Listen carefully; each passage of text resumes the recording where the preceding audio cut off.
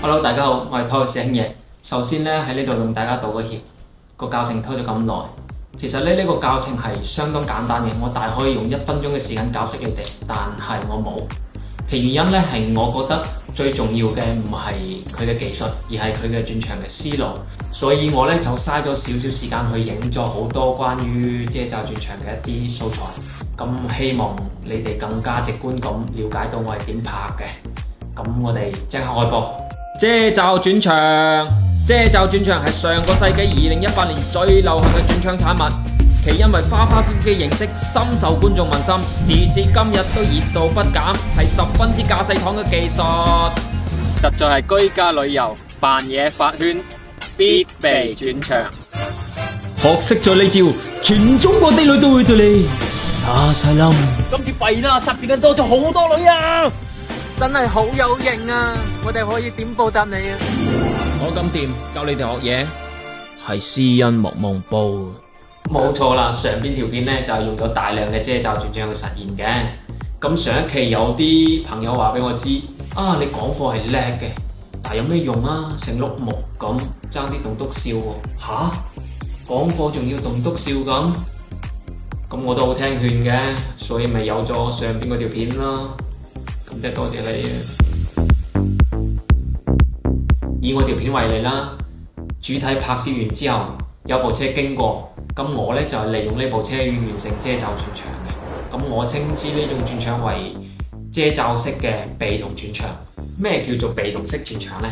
就係你拍攝一個主體嗰陣時，有啲物體喺前景經過，就完成咗遮擋。可以話係汽車啦、電動機啦，或者係人。咁佢經過嗰陣時要注意嘅一點咧，就係盡可能將成個鏡頭包滿上下，即係會卡死咗佢。最好就用一啲中長焦段嘅鏡頭去拍攝。有得被動就肯定有主動噶啦。咩叫做主動式呢？亦即係我哋拍一啲細藝嘢嗰陣時，一啲特寫嗰陣時，咁你冇電動機啊、人啊、車嗰啲經過噶嘛，又或者係拍遠景嗰陣時，嗰啲群眾好唔配合，打死都唔經過啦。咁點啊？咁都難我哋唔到咯。咁我哋只需要主動式去完成轉場。咁我哋拍攝嗰陣時，自己去揾一啲消失點，比如話向下啦、向右啦，或者係向上嘅，咁都得噶。而地鐵嘅開門呢，我哋就棟喺嗰度拍攝，等嗰道門完全打開，咁樣我就完成遮罩轉場。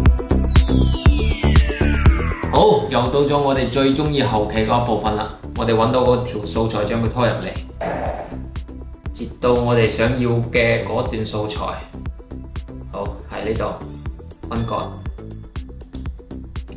翻動車嗰條素材，揾到部車經過嗰陣時，好，即係部車啱啱出嚟嗰笪位，我哋就將佢分割，將佢往上拖一層，跟住就喺右上角畫面蒙版，跟住選擇線性，好，將佢調整下角度，將佢拖到車尾嗰度，旋轉下角度，跟住羽化一下，喺位置嗰度打上關鍵幀，點一下，我哋逐幀去播放，撳住鍵盤嘅右鍵，好，跟住拖動嗰條線，揾到個車尾，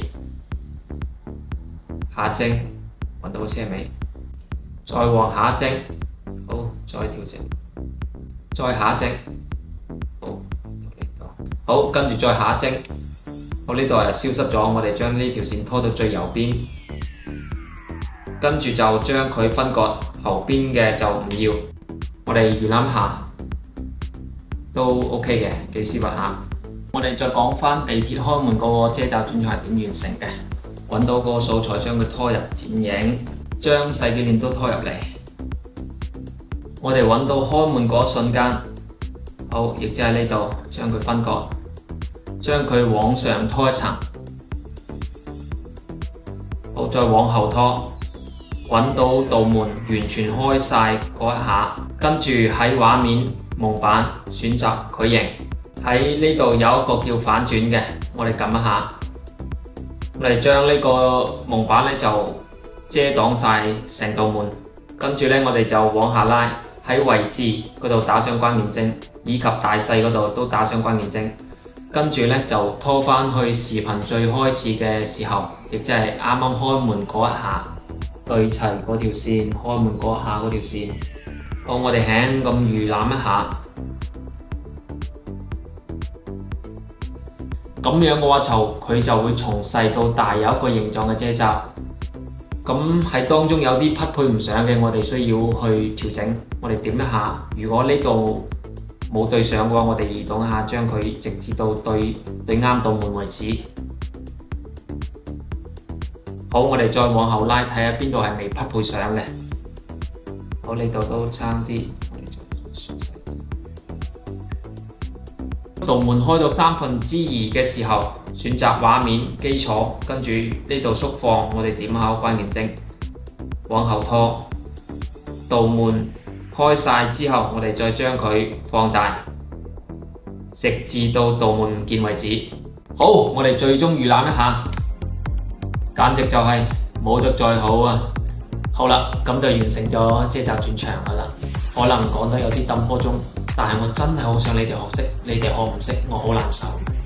最後我會下放所有嘅素材上傳俾你哋練習，都係嗰句，加關注入群，白嫖。哇！以上呢就係本期嘅全部內容啦。如果對你有幫助嘅話，可以俾個心心我嘅。下一期呢，我會繼續分享細機鏈係點轉動嘅。我哋到時見啦，拜拜。